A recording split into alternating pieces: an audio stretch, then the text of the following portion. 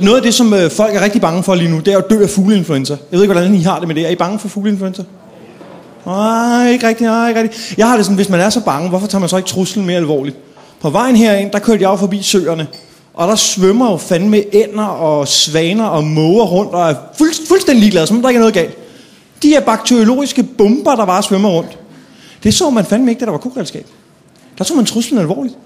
Hvis der var en ko, der var gal, så slog man den ihjel. Så tog man alle køer, den nogensinde havde mødt, så slog man dem ihjel.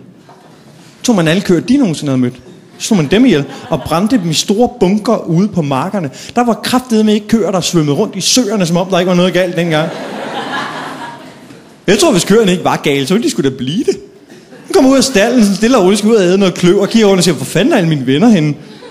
Hvorfor lugter der af bøf? Der er noget galt der. Hvad laver den budding der i skyen? Det er fordi, når man er gal, så ser man jo buddinger overalt. Det er meget sammen, det gør man. Det har jeg hørt. Ej, men prøv at høre. Jeg synes, at fugleinfluenza er sådan en alvorlig sag, at man bør pusse Dansk Folkeparti på dem. Hvor I skal tænke på, at det er jo trækfugle. De kommer jo her fra fremmede lande med deres farverige fjerdragter og mærkelige sygdomme. De tager vores arbejde. Vores damer. Prøv, jeg mistede mit arbejde til en stork for nylig. Ja. Det var et mærkeligt arbejde, jeg havde. Jeg skulle sidde i en skorsten og passe på den. Ved det ikke. Jamen, jeg synes, de skal smide dem ud. Og så skulle de tage hættemågen med. Det er en tørklædefugl, den kan vi ikke lige her i Danmark. Det er fandme nej.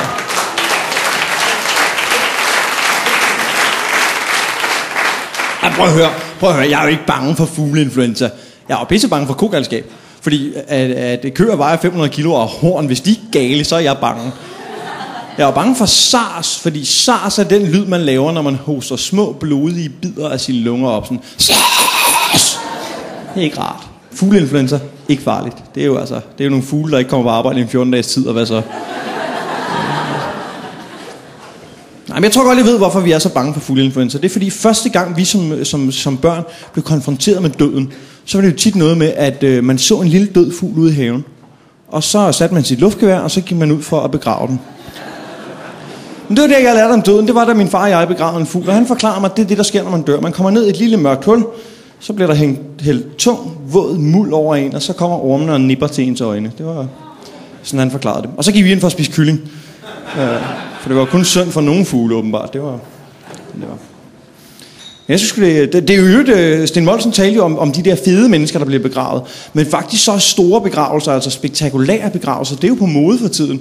Fordi folk gerne vil huskes af dem, der er tilbage. Og altså jeg har tænkt, jeg har en helt anden plan, fordi at jeg tror alt andet lige, man bliver husket bedre, hvis man bare dør i sin lejlighed og ligger der en 6-8 uger i sommervarmen. Det kan godt være, at man ikke bliver hængende i deres tanker, men man bliver godt nok hængende i deres næse nogle år. Det er da helt sikkert. Og jeg synes, at begravelser er meget sørgelige ting. Men det er jo et eller andet sted forkert. Fordi når folk dør, og vi begraver dem, så siger vi jo farvel til nogen, der forhåbentlig har levet et rigt liv. Og det bør da ikke være så sørgeligt. Jeg synes, at man bør muntre det lidt op, og måske tage nogle traditioner fra bryllupper. Polterappen for eksempel. Polterappen før begravelse. Man kommer måske hjem fra arbejde en dag, der står ens venner og siger, surprise! Ja, vi har talt med din læge, du skal dø om 14 dage, men nu skal vi ud og bowle. Det ville da være hyggeligt. Eller måske kunne man tage nogle af traditionerne fra selve brylluppet.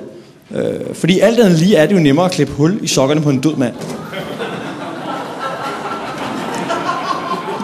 Men også det med at kaste buketten, kunne man da godt tage med. Og så bare kaste med spaden i stedet for. Og det gode ved den tradition er, at det virker. Den, der får spaden, står for tur. Man skal bare kaste hårdt nok. Nej, jeg synes ikke, vi skal tage døden så alvorligt. Og jeg synes også, at dem, der arbejder professionelt med død, skal være lidt mere munter omkring den. Altså bødler. Jeg synes godt, de kunne have lidt mere humor. Når de lige skal til at hugge hovedet af en mand i guillotinen, så kan de godt lige sige, pas på, du ikke taber hovedet. Det er jo festligt, eller skal til at give en mand den dødelige indsprøjtning et sted i USA, og lige sige, jeg tror ikke kun det er held, du har i sprøjten, kammerat. Det gør også, at det er en mand, der skal hænges. Han står der, han ryster, han tør ikke gå op og skal foldet. Masserne står og råber på hans blod, og han er rystende nervøs og kan dårligt nok stå i benene. Så skal der lige være en bødel, der løsner situationen op ved at sige, jeg ved godt, det ser hårdt ud, men ved du hvad, det skal du ikke hænge dig i. Det er jo derfor, vi er her. Vi skal give en stor hånd til aftens sidste komiker. Han er stor, han er ond. Han hedder Sten Kødnalle Nielsen. Her kommer han.